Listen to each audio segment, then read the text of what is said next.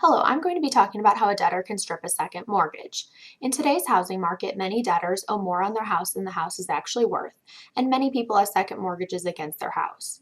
You can determine the value of a house by getting an appraisal or looking at what other houses in the neighborhood are selling for. When a person is underwater on a house, often because of a second mortgage, they can feel like their options are limited. Many debtors think their only option is to surrender the home through the bankruptcy or pay on both mortgages until the home is paid off. However, these debtors may have another option.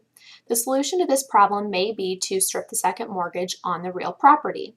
This can be done in a Chapter 13 bankruptcy when the first mortgage on the property meets or exceeds the value of the property, thereby rendering the second mortgage unsecured. A debt is secured when it is attached to a piece of collateral such as a house. A debt is unsecured when it is not attached or secured by a piece of collateral, such as a credit card or a medical bill. When the first mortgage exceeds the value of the real property, the second mortgage becomes unsecured.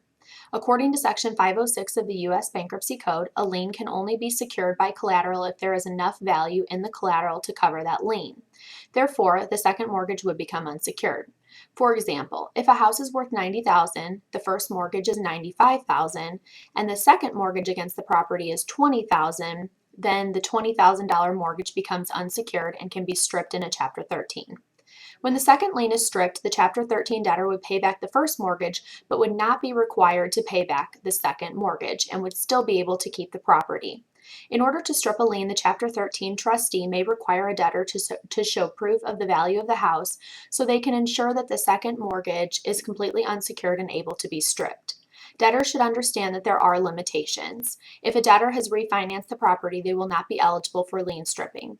Additionally, if the second mortgage is not completely unsecured, lien stripping will also not be a good option.